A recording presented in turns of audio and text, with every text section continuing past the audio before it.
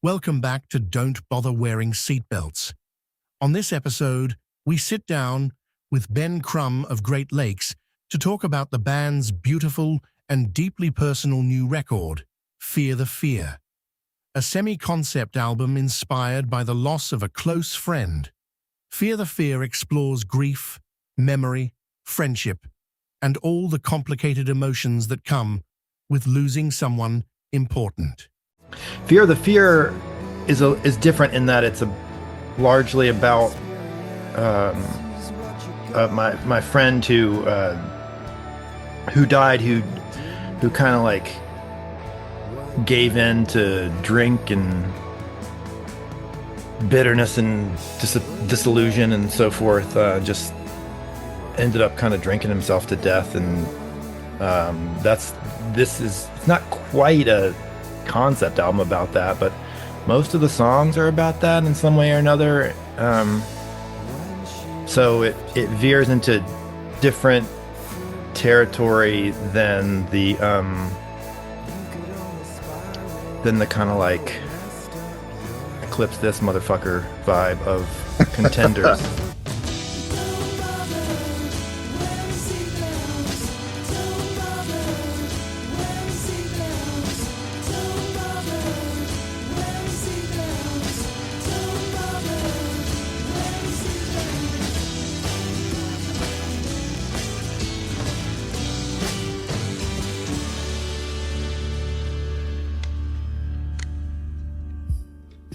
We are here with Ben Crum, and we are here to talk about the brand new album, Fear the Fear, that's coming out on Happy Happy Birthday to Me Records. This one was originally going to be the follow-up to Contenders, correct? Yeah. What was the reason that you ended up releasing Don't Swim Too Close before Fear the Fear? Mike Turner at the record label was kind of backed up with releases and busy with, like, he was opening a record store and his life just got really busy. He moved. There's a whole lot going on for him.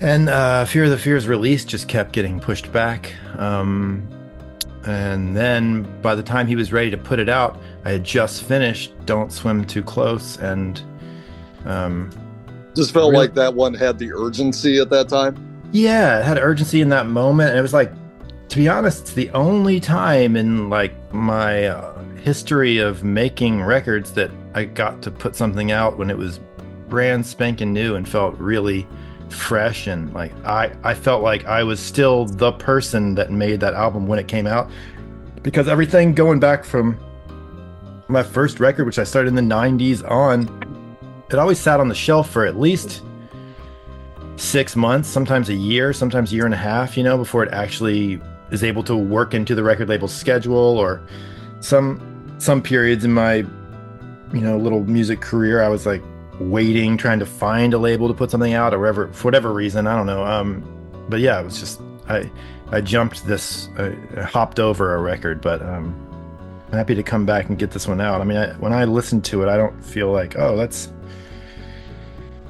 I don't know. It doesn't feel like I'm going backwards in terms of songwriting or anything like that, No, not at all. It's a fantastic album. It does feel, I know that when you were on to talk about Contenders, you had talked about how this was almost like a continuation of the themes of that album. And it does feel thematically very close to what Contenders was, but it's still, it's obviously it's its very own thing. And I'm especially you close it out so beautifully. And I think that the closing song actually does act almost as a closer for both of those albums. Yeah, that's interesting. I mean, I feel like for me, the reason it's like Contenders 2 in a sense is that all of my this is like inside baseball, but just like for me, all the gear I was using and all the sounds I was getting, and even down to the way it was mixed, like the same person mixed both albums. It just sonically, they're really cut from the same cloth. And that makes them feel very similar.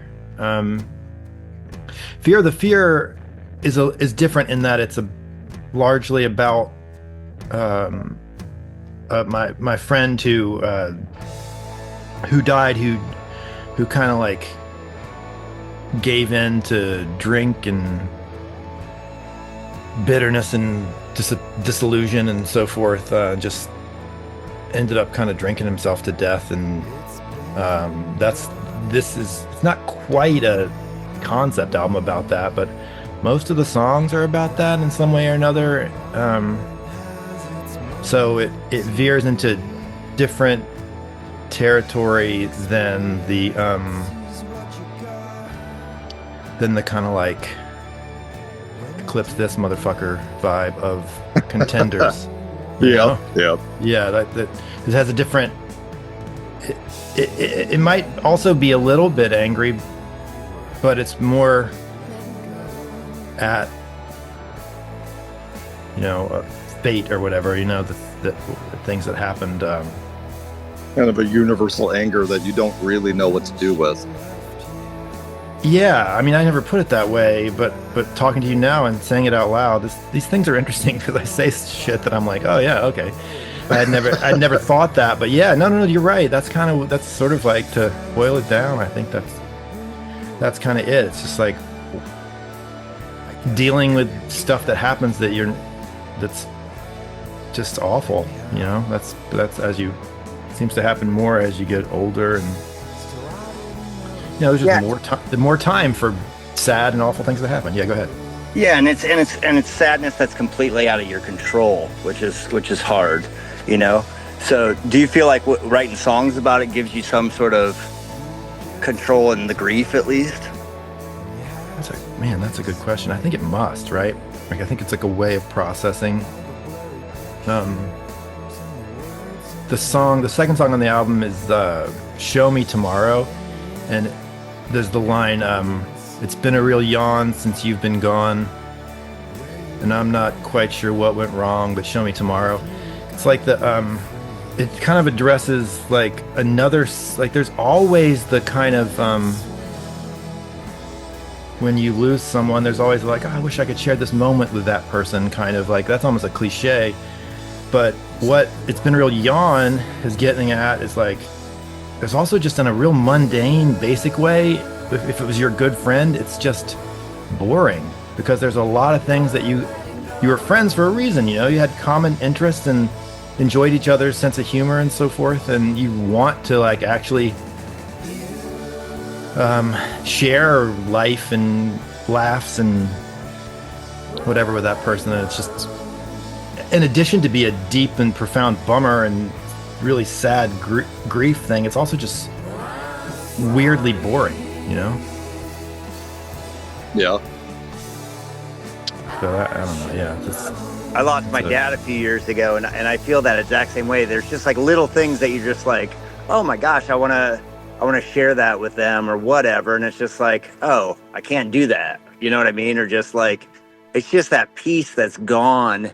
And do you feel like you were kind of the record is really great. And do you feel like you were kind of talking to him in the record, or just talking more about him? What do you feel like it was more of a conversation, or just kind of about the situation and your heart in it? Yeah, a lot of it is talking directly to him. The title track says stuff like, "And your family, they didn't know you, and the universe didn't owe you." The whole thing is actually aimed directly at him, just talking to him. Yeah, that, I do think, yeah, you touch it. Yeah, that's it. That is really interesting, and I can't wait to listen to the album again with that context. Oh yeah, I mean, it's super personal for me and very particular what it's about. But my hope is, I guess, that has an appeal to you know, people who are not in the experience. I mean, for what it's worth, it's kind of a toe tapping rock and roll kind of record. Yeah, there's a lot of blues rock going on in it, but then you'll break and just have like absolute, almost like very folky, very beautiful song that'll like break that up for a minute. Yeah. The first song, like kind of part of my way of working. I'm not the only one that does this, but everybody probably does this. But as you're working on things, as I'm working on things, I like to put my headphones on and take a walk and listen to it, or like on my short commute, you know, it's just like review what I'm working on and evaluate it with, you know, having slept on it or whatever, wake up in the morning and listen to what I did and be like, oh, okay. But I noticed that the first song was like the kind of song that it kept making me drive faster, you know, it kept making me speed. Sure. Yeah, it was like one of those kind of songs. Like it kind of has a guided by voice. A little bit. Yeah. Like the way a guided by voices song will like maybe get you. I think of that scene in The Big Lebowski when he's listening to CCR and he's like got a beer and a joint and he's like pounding on the top of the the car along to the CCR song. That's a good feeling. Yeah. And so hopefully this record is like you can just listen to it as rock and roll. But yeah, you touch on something. There is a bluesy rock, rootsy rock kind of thing to my songs that are that's like kind of different, especially this album, I guess. There's a funny little anecdote I can share with you about that. So Derek Olmsted played on this record on just a couple songs. Does he play bass or he plays bass on, he plays bass on Show Me Tomorrow and the song Alone. And Alone is like a one chord raga kind of thing, but it's also like the North Mississippi thing, like a R.L. Burnside, like all on one chord. That kind of blues is like really close to Indian music, I feel like. And a lot of the sort of like the expressiveness of that music. I love R.L. Burnside, but like a lot of that is like the semitones in between, like you're working against the tonic and you're like creating all these moods by the sort of like mathematical relationship of the note to the tonic. And I love that. I kind of can never really get enough of that. But in that song, Derek played on it. Great bass part. He really added. It's hard to add hooks to a bass line. Well, no, I mean, like Paul McCartney was the king of adding hooks in the bass, but like on a one chord song, it's not as easy. Like you don't have as much meat to sink your teeth into or whatever. So, but he added a really catchy. But there's like the thing about that song, it feels very pregnant as it's going on in the sense that it's got like, I'm kind of playing these like Robbie Robertson kind of licks but it's always staying on the one chord and you kind of expect at some point that it's gonna go to the 5 for the classic blues turnaround. Which track are we talking about again? What was the name of the song? Alone. Okay. Yeah, so it's like, finally right at the end it goes to the turnaround, but when Derek played the bass, he made a real choice not to play the turnaround note, because I think that's sort of like oh, thank you. The missus brought me a coffee. That's love. As for doing all that yard work out there. Yeah. I mean, I spent a couple months in Africa and I learned that hot beverages are so much better for you in the heat, like they pause in the hot sun and drink hot tea because of the English. I was in Zimbabwe and Kenya both, but Africans pause and drink hot drinks in the hot weather because it actually, there's some science that it cools you down. But I had never heard that before. What were you doing in Zimbabwe and where else in Kenya? Yeah, I wrote a class. I went to a small liberal arts school in Alabama, and I wrote a class for myself. I was reading African literature and living in Africa while doing it. It was one of those things that, like, as a little kid, even I just was like, I always knew I wanted to go to Africa, I would do it at some point. And I was like a sophomore, and well, I wrote it for my sophomore year, but I was a freshman in college, and they, announced that you can make these independent study classes for yourself. And I was an English major, and I was like, yeah, I'm gonna I remember you read like telling me about that. That's Chinua amazing. Achebe and go to, and Doris Lessing and like read it in the place, that was really cool. But yeah, to finish my story about that tune, the thing that's kind of interesting and it kind of speaks to my story over time and the context and where I came from is like Derek. I feel like we were laughing recently because we played a show together. His band Giant Day and mine played together, and we're actually going to do a couple shows this summer together. But after his set and my set, I was like, oh my God, there's not an iota of blues in your music. Like absolutely none. You're not playing a country, rock and roll, like guitar lick. You're not really bending strings. And it was just such a funny thing to think about. But anyway, as that applies to what I did, what I was doing with that song is like, it finally goes to the 5 turnaround, the thing that brings it back to the 1. And he plays the 1 right through it, which is like a kind of a cool move. It's like a droney thing. But I loved his bass line, but I went back in and I dubbed in the 5 note that I wanted to hear. I only played one note on the bass track on that part. Yes. But because I really wanted to hear it. And the thing that to me, that kind of signifies is like, I really cut my teeth and came of age musically in the sort of Elephant Six milieu and didn't,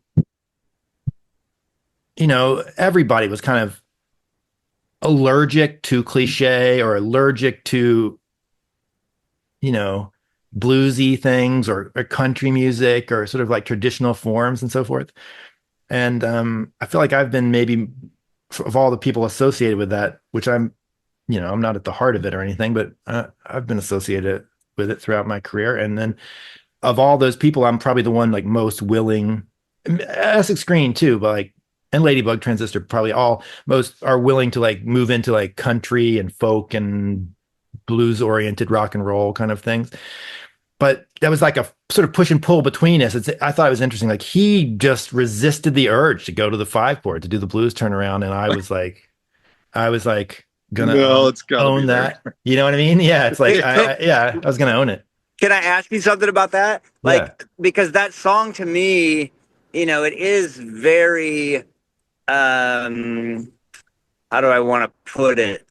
Almost meditative, the groove is, because it is kind of like a raga, kind of meditative. Do you feel like when you were hearing it before the meditativeness stopped because it didn't resolve? Or do you feel like Derek's choice was just more in the prog rock sense, and like you're saying, you're more come from it from a country or classic rock sense that you want to resolve because it's not only resolving the groove but the feeling?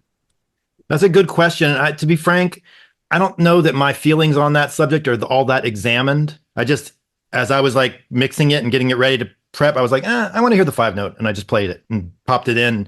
These days with digital stuff, it's like took me 18 seconds and the 5 note was there, and I was like, oh, I could compare it versus the 1, and I was like, oh, I prefer it that way. But yeah, all that like more philosophical and thoughtful stuff could have played in, but in the moment, it's like one of those, the heart wants what the heart wants kind of thing. It was just like, what you actually want. So it's just, I think it was more of that. Yeah. And it's better to just take the 18 seconds and do it than to be thinking about it for the next 18 years. Oh yeah, you're exactly right. Cause that's the kind of thing, if you don't do that, it bugs you. Like, God, there's a song, my least favorite Great Lakes record is the sort of like hodgepodge jumble of songs that is the second one, The Distance Between.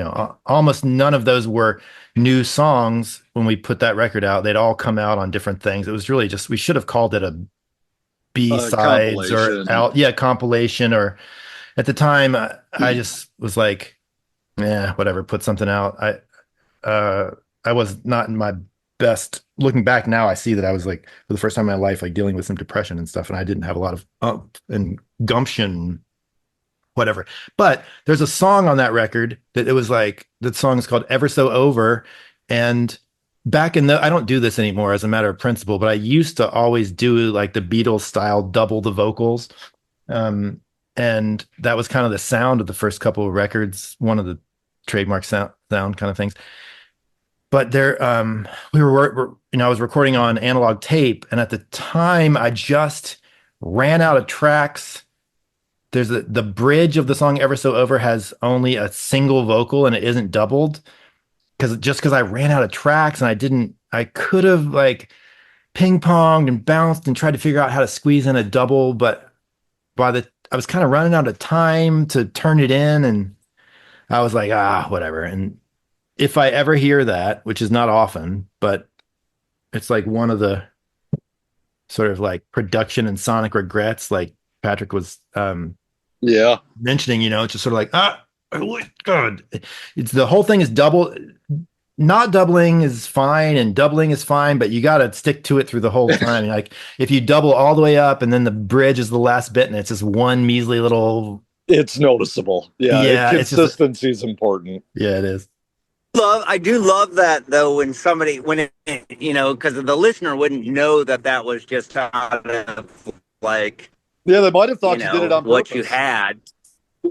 Yeah, and then I would have been like, wow, that's a really interesting choice that he decided to just not double that part. You know what I mean? So from a listener, it might have like, turned the knob up on the coolness. That's a fun thing to think about. Yeah, I mean, what's going on in the artist's head doesn't always matter. As I'm an English teacher, and like it's about the text, it's not about what the author intended or the author's life or all that stuff. It's like when we're talking about it, when we're dealing with it, we're addressing it, we're talking about what's on the page. Yeah. Can I ask you a question about that? Because you said that you like to drive around or you put on headphones the day after and listen to what you're working on. When you're doing that, do you try to listen to it as the creator or as a listener? Do you try to put yourself in the shoes of somebody else? Same thing with writing, I guess. I'm just trying to please myself, to be honest. Like I'm trying to think about whether the music sounds cool to me, and in and a lot of what I'm doing is like listening back these days. A lot of what I'm doing is I'm listening back as I'm tweaking the lyric. They get revised a lot, and there's in the moment it's harder. Sometimes I'm certain in the moment of what I mean and what it's communicating, but it's harder to. I should say that it's easier for me the next day to put my finger on what the emotional tone is that's being communicated rather than in the exact moment. So that's mostly what I'm listening back to. But yeah, stuff like this, I'd probably like, does that guitar part work, or should I add an organ there? Or, I'm just thinking about stuff like that, just thinking about the arrangement and so forth, because I'm not, the way I write, I'm just writing for me. I'm not like the opposite of like a Brian Wilson type that like hears everything in their head. It's like I'm just writing a thing in a real I'm very present in the moment, but I'm not trying to imagine that it's going to be like this or that or whatever. I just write. You get focused in on what you're doing. I think so, yeah. Well, and you're playing the parts, you're the players, you're the producer, you're the engineer, so you're kind of like trying to play all those roles, and including the listener. You know what I mean? So it's different than when somebody's going into a studio and they got Robert Schneider producing them, and they got a week to make this record, right? Yeah, that's a very different world. I looked in preparation for this. I looked back at the album credits, and it was funny to me how many of the songs are it's just me on guitar, bass, and keys, Kevin Shea on drums, and Suzanne Nienaber singing with me. That's it. Over half of the album is just that, which is also like what Contenders was too. So that's another connection to Contenders. It's just kind of like me and Kevin and Suzanne, with some like notable contributions from other people. Like I used Heather McIntosh's cello on a song, but she didn't play on that song. I sampled it from another. Oh, really? Like, yeah, I do that a lot. I pull it if I'm looking for weird sounds or like moods and stuff. With digital, it's so incredibly easy. I'll just go back and pull stuff from it. So you're saying you pulled it from a different Great Lakes song, one that's already been released? Yeah, you'd have no idea. You know, I do that all the time. Like I You didn't have to pay Heather twice. Yeah. Oh. Yeah, I do that a lot. You know, if I've taken pedal steel from songs that are, you know, I steal a lot. And drum tracks. Awesome. Yeah, drum tracks. Like we were talking the last time we spoke about the tracks I used. Son, yeah, his drum tracks from like Ladybug. Those are from Ladybug and Transistor recording sessions. Yeah. But yeah, I mean there was like, it was mostly Kevin and me and Suzanne, and Kevin just playing the drums and Suzanne just singing a harmony. So it's mostly like the music was just me playing it. But there are some very notable contributions from others that stand out on this album, like the piano part, and especially the really cool solo in the song "Why Did My Love Go Away" is my old pal Petter Folkedal, and he's from Bergen, Norway. We got to know each other like touring together, and he's just one of my best friends. I haven't seen him in years now, sadly, but you know, we both settled down, had kids, and are not on the road like we used to be. But he's awesome and plays a great part. And then there's a couple of great guitar parts on there by John Whittemore. So this record was, I kind of think of it as, you know, when I was a teenager, I got really into Elvis, but what I was really getting into, I think in retrospect now, was like I was getting into just rootsy, legit like rock and roll music. You know, that led me to a lot of things, but Elvis was my entry, and I made my parents take me to Graceland. And when I was there, I bought this cassette called the Memphis record, and it was just all the tracks that he had recorded for what became From Elvis in Memphis, which was like the record that came out the same year as his 1968 comeback special. That's my favorite Elvis record. Oh yeah, it's the best. Oh my god, I mean the early stuff and that, you know, but yeah, I love that record. The band is incredible. It's the American Studios guys. It's like Tom Dode or whatever. Yeah, it's the Reggie Young on guitar, and he does a bunch of that like Dan Electro sitar guitar, and then all the entire band is just insanely great, and it's some of my favorite music. But that title, the Memphis record, kind of always stuck with me, and I made this record, Fear of the Fear, in the year I lived in Memphis, and so it has several Memphis musicians on it. John Whittemore plays the outrageous guitar solo in the song "The Darkest Blue There Is." It's like this crazy fuzz solo. It's kind of like a quiet, dreamy kind of. That one took me completely by surprise. Yeah, and I loved it. Yeah, it's real. I mean, he's an incredibly talented guitar player. He had a bunch of bands he's played with. He's played with everybody in Memphis, but probably my favorite band that he's played with is the Raining Sound. But he's just fantastic. But then, yeah, I got him, and this Andrew Garaci is on there, and from Memphis, and Leah Keys is the one that's singing with Suzanne and me on the title track. She's amazing. And Seth Moody plays on a song or two. So you were saying you were actually living in Memphis when you recorded this? I did. Yeah, I was. Yeah, I lived, not mixed and not finished it. I was still, when I moved to New York, back to New York, upstate, I was still working on it. But like the main basic tracks, I recorded in Memphis, and then I finished it like up here in the Hudson Valley. But it has that Memphis connection. Like even that title, "The Darkest Blue There Is," was the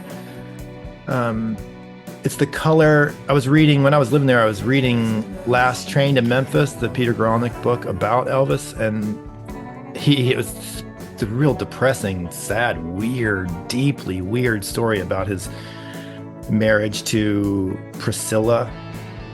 She was so young, and he would not be physically intimate with her until she, even though they were married, and until she was, I don't remember what his rule was, 19 or something.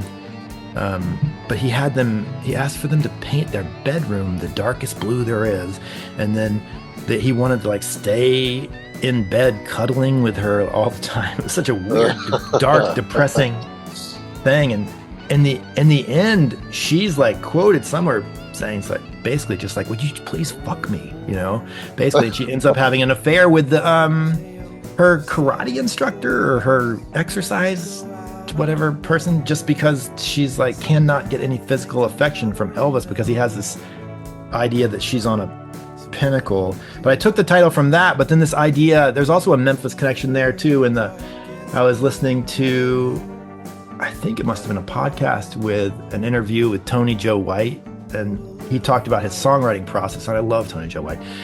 And he was like, he would go down, his story is he would like go down and sit by the Mississippi River and get a 6-pack of beer and build a little fire and bring his guitar and just play. And if something came to him, it did. It was great. And if it didn't, oh well. He had a nice afternoon by the river drinking beer and playing his guitar. But so I referenced that in that song a little bit too, but a lot of that is just, it's still the thing about my friend Ryan who died, you know, oh, what a bore, all your tales of settling scores, to go out on a bender, so many things I'd rather remember. Yeah, that's about Ryan. Yeah. I mean, I think Memphis, I've been lucky enough to go down to Arden a couple times and produce records. And I think Memphis just has a vibe, you know, it just has all that history with Stax and with Elvis and with, Big Star, Arden, all that stuff.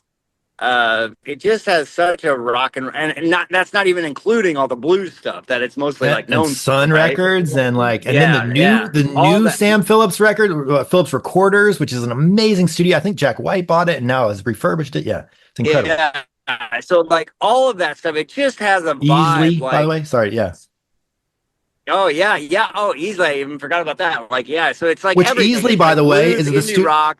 Yeah, it's all over the place. And like the Easily Studios, what was now Easily Studios, and I think it's still going, was American Annex, where they did the strings and the horn overdubs for all the American recordings. So all those from Elvis and Memphis horns and strings were done in the building where they made Crooked Rain and Under the Bushes, Under the Stars, and like all these like Wowie Zowie, tons of important Memphis indie records. Yeah, so that's a really interesting. Memphis definitely had the thing about it. Also, Memphis is deeply, disturbingly troubling place to be. It got in my. I mean, it's also beautiful and wonderful and great, but man, I was a public school teacher there for a week before I quit because it was really. I just the racial segregation in the system there was like. I couldn't stand it. My kid was in the same school I was teaching at, and they had set up this, I don't want to go too deep into this, but it was just like racial segregation was just, I couldn't bear it. I couldn't do it. I wouldn't stomach it. I was just like, it brought me to my knees until I quit. And then I had to find another job, which sucked for my family, but it worked out okay in the end. It was just a stressful thing. But Memphis is like has the poorest census tracts in the country, you know, like over there where is it Royal? I think Royal Studios right next to Stax over there, that neighborhood in Soulsville. Tons of important history there, but deeply impoverished still, and burned out buildings, and oh man, it's super heart-wrenching. I thought that when I was there, because was staying, the last time I was there, I was staying in Midtown. I was there mixing a record, and I was staying at a hostel in Midtown with the guy whose record I was making. And so one morning I just woke up early because I wanted to run over to I wanted to run to Stax just to see it, Yeah. you know, because I didn't have time to go to the museum or anything. And so in the morning, I got up for a run, and it's, you know, it's like whatever, a hot summer morning. And I just remember just being like, and I had my headphones on listening to old Stax records. It just felt like, okay, I understand how this music that had so much sweat and soul in it could be made in this area. And of course I'm there 50 years after it's being made or whatever, but I could imagine it in 67 or whatever, you know? So it's absolutely. Yeah. It's Memphis. I mean, it's got its own thing.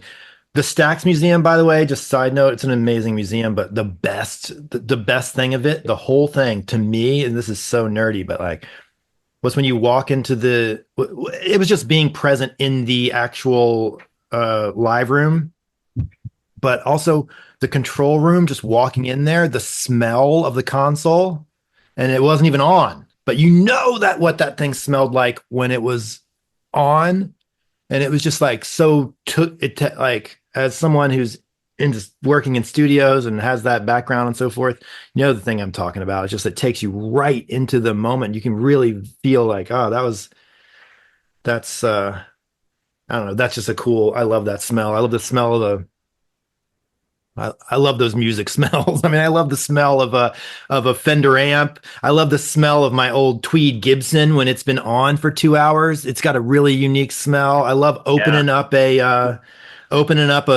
old Fender especially if it has the original case and just the smell that hits you when you open it. I don't know.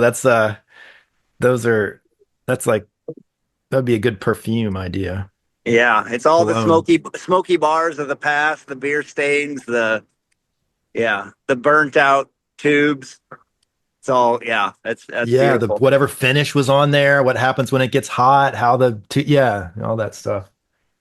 Somebody should make a car air freshener that replicates that. Oh God, I would totally pay premium if I had a car air freshener that smelled like my old Gibson amp. Man, that's a great or the Stax console.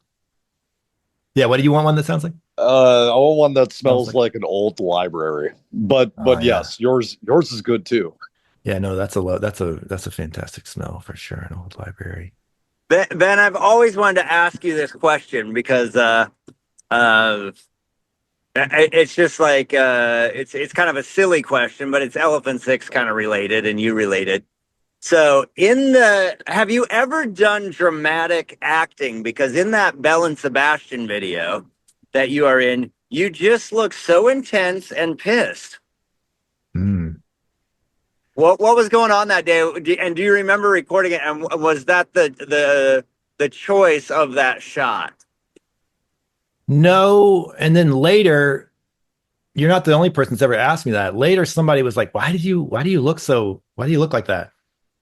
It was early in the morning. You look really good. It's just intense, where the rest of the video is so kind of just like flowery and kissing and, you know.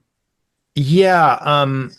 It was early in the morning. They scheduled me early, and it was in this parking lot behind Chase Park Transduction, which I think at the time was shared with Kindercore's offices. And I had to go there early, and they did this thing where they put the smoke bomb in a plastic, like Halloween jack-o'-lantern thing to collect candy. And it was going right in my eyes, and the shoot was going on it looked just like one quick little thing, but it was like 10 minutes of smoke going in my eyes.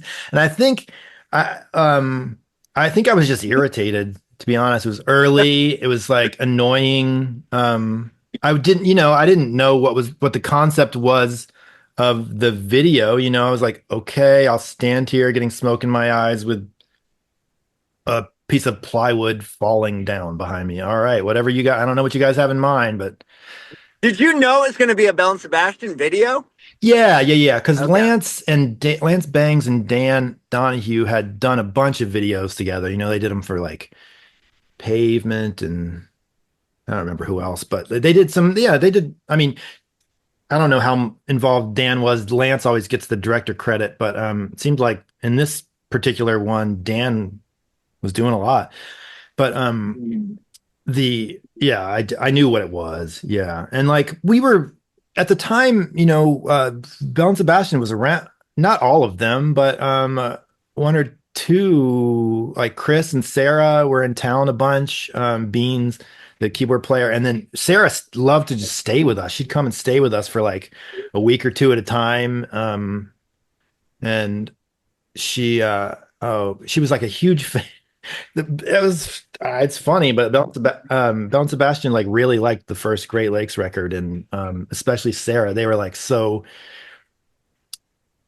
It was weird to have them be fans of something like that, but she would like giggle as she'd like ask me to play it on the piano, and she'd giggle hearing it and stuff. You know, it was like, Oh my God, that's awesome. yeah, it was funny. We had some fun together, but then they asked us to go on tour with them. You know, in the end, I only played one show. In retrospect, I should have.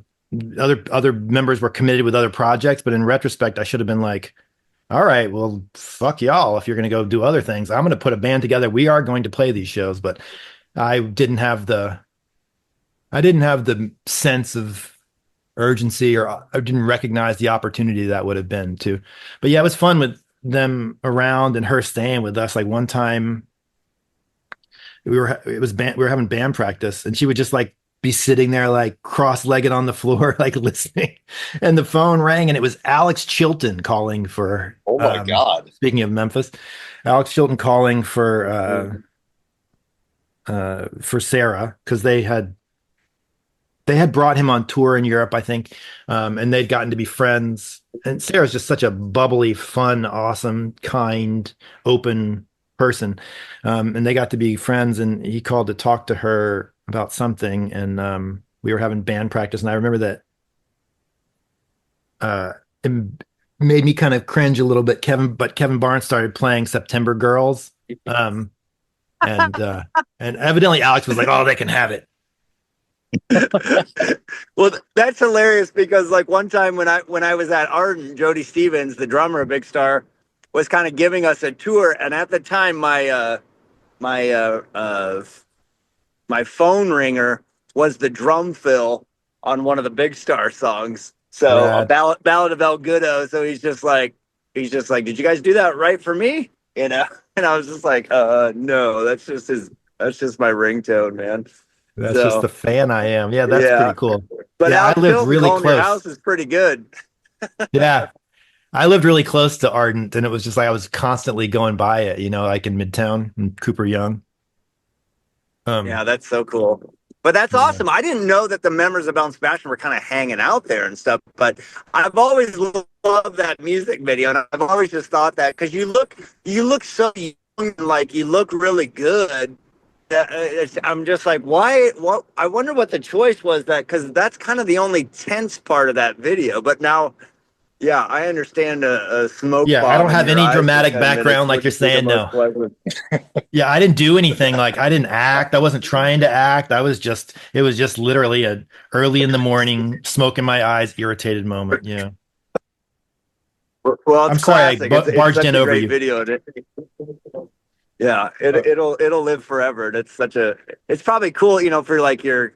Do you have two kids or just one? Yeah, and I'll tell you, I have a kid who's in 9th grade. He's 15. And this is like seems really unlikely, but his group of friends, just of their own, on their own, they came to like all the music that I love, not only just like the old stuff, like the Kinks and Zombies and Big Star and stuff like that, but his good friends, like of their own, in their own musical journeys, got into Elephant Six stuff. Like his friends obsessed with Olivia Tremor Control, and you know, I'm supposed to be, with a high school age kid, I'm supposed to be the biggest dork, you know, loser dad, you could Right. be, but Yeah. they think they're They like, think you're cool. yes, and I come to my shows and stuff. They come over there and they're like That's amazing. nervous to talk to me and stuff. It's so sweet, but that's an interesting. But yeah, they saw those same kids are into Belle and Sebastian, of course, too, and they saw me in the video, and they're like, wanted to know all about that. It's pretty funny. Yeah, That's I just love that because the 90s were kind of, like it was not as documented as of course we can today with phones and right. all that stuff. So anytime that there is like a film or something of like, you playing or, somebody that you love playing, I think it's so cool to be able to share that with, a kid or something. So that you will be in that video that, from a very, very famous band, that is just kind of, it'll be there forever for people to discover. I think that's really cool. Yeah, I like that. I like that mentality. And you mentioned Robert Schneider, and something that he always talked about and really got into my blood and helped me think about things like this. But his thing was like, everything you're doing, man, you're making rock history. Like his attitude was like, I'm an important artist. Everything I do, I'm making rock history. You're an important artist. We were like mixing the first Great Lakes record. He'd like wake me up in the morning and be like, all right, let's go make rock and roll history. And he was 100% serious. And I love that. I think that's the right. That's exciting. That's the way to approach it. Yeah, that's absolutely the right way to think about it. You have to know in your soul that what you're doing is important, and you have to know that you are making rock and roll history. To even do it, I think that's an important outlook. The other piece of info in the Elephant Six world is somebody told me early on, stop making demos and start making records. And that was like, oh shit. Okay. I'd be like, you got to hear this. And I'd be like all apologizing, like, yeah, I mean, I imagine it's going to sound like this. And, I would make all these apologies for what I was playing to a friend. And he was like, stop, just make a record, put it out and move on, do something else. No, don't do that. And that was a great piece of advice for me. And probably why, I don't know, I've kind of lost track, but Fear of the Fear is what, my like 9th album or something. That's probably why there are 9. One of the reasons, and I mean, I write all the time, but if I had kept that mentality I had when I was 22 or whatever, he said that, I'd still be polishing the same little thing, like, oh, this guitar could be a bit more in tune, or that bend. Still apologizing for it not being perfect. Yeah, or yeah, you're still saving up money to go to Arden to record it, probably. Yeah, exactly. No, that's exactly right. I would have had to do it there. I don't know if I had the sickness that bad about it, but I just couldn't. I didn't quite have the self-belief to stand behind my 4-track recordings as what they were. I think that's really beautiful, though, as somebody who's in education and somebody who's a father and or just a creative in general, that advice kind of moving forward to like, the beauty of the thing is making it, and it doesn't have to be perfect, and it doesn't have to have like a big studio shine or whatever. It's like make it and then make the next thing and make the next thing. And you have been very prolific, especially even now. I find it as people grow older and they're doing their day job and they got a wife and kids and they're trying to save money to go on a vacation or whatever the hell they're trying to do. They got to buy a new air conditioner. All making these things records in my life, yeah. hard. I know. So that you're putting out multiple records in 2-3 year time period is pretty impressive, I think, especially when you're doing most of it yourself. Well, thanks. I write a lot, and it kind of keeps me sane. I just want to write all the time. I'm trying to outdo myself all the time. I'm trying to write better songs, trying to say something in them. And I'm not trying to write songs for the sake of writing songs. I just have things to say and feelings to express and ideas. But I have for the record I'm working on right now, and I won't do the thing where I talk about the record we're not talking about. But just briefly, I can tell you that for the first time ever, I'm doing a thing where I'm recording at a studio. Okay. Yeah, so I'm working with Sam Cohen, who mixed Don't Swim Too Close. He's got a really nice studio in Accord, which is like 45 minutes away. And he plays drums with me when I play local shows. But he's just a insanely talented virtuoso musician at every instrument, from pedal steel to piano to drums to whatever. But that's it feels different. It's interesting. It's like I'm trying to catch something in the moment. So it's like me playing an acoustic guitar and singing and recording that at the same time. And then rotating bass player's chair. I've had several different people in that. And then Sam on drums, and my old friend Kyle Forrester playing piano, or sometimes Wurlitzer electric piano. But trying to capture something real and in the room. And I will overdub electric guitar. I don't want to. I personally always want to hear electric guitar. I just am that kind of person. Like, I don't know. Do you guys know the record UFO by Jim Sullivan? I do not. I love it. It's like a psychedelic folk record from the late 60s. And it's an amazing story because the guy Jim Sullivan, who is the artist, wrote about UFOs and these experiences he had, and he went out in the desert in like Joshua Tree area, and he just disappeared. No one ever heard from him again. But he made this amazing record that's like, he's on a 12-string acoustic, and he's got a couple of the Wrecking Crew guys like on bass, drums. It's like Joe Osborne on bass and Larry Knechtel, I think, on keys, and I don't remember maybe it's even Jim Gordon on drums actually, or I don't think it's Hal Blaine. But it's an amazing record. But there's no where's the like Glenn Campbell, or where's the like twangy Telecaster, or where's the, whoever they were hiring at the time, which guitar player it would have been. What's his name? The guy Tedesco. That's what I was looking at. I love that documentary on him. Yeah.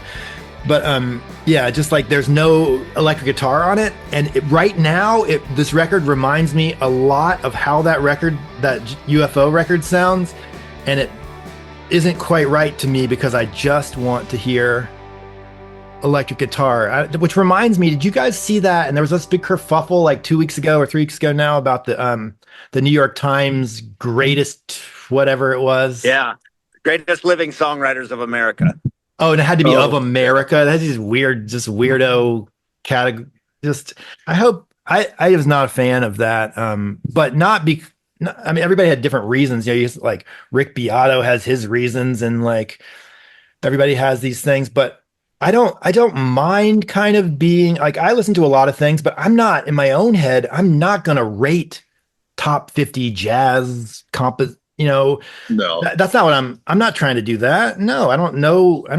But what I am interested in, and just unapologetically, is like, and I'm not to exclude other things. I'm not going to try to rate, modern R&B or hip hop. Like, I don't know enough about it. I listen to some of it, but not in the same way I listen to other things. But like, if it was I'm more interested in somebody's list of rock and roll. Like, rock and roll is still the thing to me. It's like, it's the thing that grabbed me when I was a kid and got me playing the guitar. And it's the thing it seems to be, I'm unendingly intrigued and interested by a well-written, well-played rock and roll number. That's just like the thing I actually care about. And I wasn't mad that he didn't include Billy Joel. I'm not like a huge Billy Joel fan or anything like that. Not a hater, but I did enjoy watching that documentary. I don't know if you guys saw that. Like, really made me want to sit down at the piano. I was like, oh man, even though I'm not a huge fan, I just love I love the sound of the piano. And that's a big part of this record I'm making right now. Like Kyle Forrester's piano playing. It was a big part of Don't Swim Too Close, and it's kind of a continuation of that, but it's going to be a lot more sparse and a lot. It's the whole thing will be like hi-fi, professionally recorded with air and space and it's got a real vibe. So I'm excited about that one. I'm excited. That's cool. Yeah, it's going to be good. Well, that's awesome, man. It's awesome that you're recording the album 10, you know, and it's, it's so cool that you've had such a good relationship with Happy Birthday to Me too, because when, Mike, recently, re-put out the Olivia Tremor Control record from that box set, I listened to all those singles in that box set. And, is that one of your earliest recordings? Yeah, that was my first. That was the first Great Lakes release. Yeah, that the one with the red and yellow cover with the that was the first ever Great Lakes thing to come out. Actually, he did a compilation right around the same time, and there was a track from what would become the first Great Lakes record, an early mix of the song Parachutes. Which is on the Happy Birthday to Me Volume 1. That's exactly it. Yeah, that was the very first thing to the Great Lakes released, and then we did that single, and then the actual self-titled album with. Yeah, that's great. That song is really cool too. I have that CD, that Volume 1. That's a great comp too. I mean, to have that and the single, to have one of your first actual physical releases as your own thing. To be in a box with, Black Swan of Montreal, late BP Healy, it's such a great artifact. I'm so happy that I own one of those. But that's a really cool start to a discography, I guess. Yeah, and I wasn't oblivious to that in the moment. I kind of had a pinching myself all the time kind of feeling in the late 90s in Athens, Georgia. I was aware of it. I don't know how I was aware of it, but I can remember seeing like small Nutri-Milk Hotel shows where he played he played everything he could, and it would just be incredible. And then afterwards we'd be talking to each other like that was probably what it was like to be at the Cavern and see the Beatles or something. It was just like, it felt like something was like that real and that important was actually happening, and there was only the 150 of us in the room that were there to witness it, and there's no document of it, but we know, it's like that's a cool thing to. But you were talking about Mike. I mean, I'll take a minute to say how grateful I am to know the man. He's a wonderful guy, and he's been honest with me, and upfront and fair and generous and kind and trustworthy, and he's just a guy who does what he says he's going to do, and he's not and in the world of record labels, like he's a unicorn, like people. I have not found that people, just like money and stuff, it gets in the way and things, but he's just doing it for the right reasons, and he's just like he's always had my back in a big way, believes in. Oh my God. Do you guys hear that? Do you hear the vacuum cleaner? Wife just no vacuuming. Okay, all right. If you don't hear it. I can't hear it over the sound of my air conditioning. Okay. Well, I just think it's so cool that, even 10 records in or 9 records in, somebody that put you on a compilation, whatever, back in 2000 or whenever the hell it was, is still, you guys can still work together, and the songs they were great from the get-go, and they're still great. So well, it's really cool. Man. Yeah. I'm not oblivious to how lucky I am in that way. Yeah. No, thank you. Thank you so much for having me. Thanks for listening to my music and having me back on your show. And it's always appreciate that you are interested and care enough to listen. So thank you. Yeah, well, I appreciate it too. So I hope you guys both have a great rest of your weekend. We'll talk to you soon. All right, very good. Bye-bye. Bye, guys. Join us again next week on Don't Bother Wearing Seatbelts, when we pull 2 classic episodes out from behind the paywall. We'll spend some more time with Ben Crum of Great Lakes, and then we'll completely blow Rudy's mind by introducing him to Organically Programmed and the young genius behind it. And until then, don't forget to join our Patreon. For just $1 a month, you'll be entered to win prizes in our monthly giveaways. And more importantly, you'll help us keep the proverbial lights on here at Don't Bother Wearing Seatbelts and allow us to keep doing what we love. Until next time, do what brings you joy and listen to some good music while you're at it.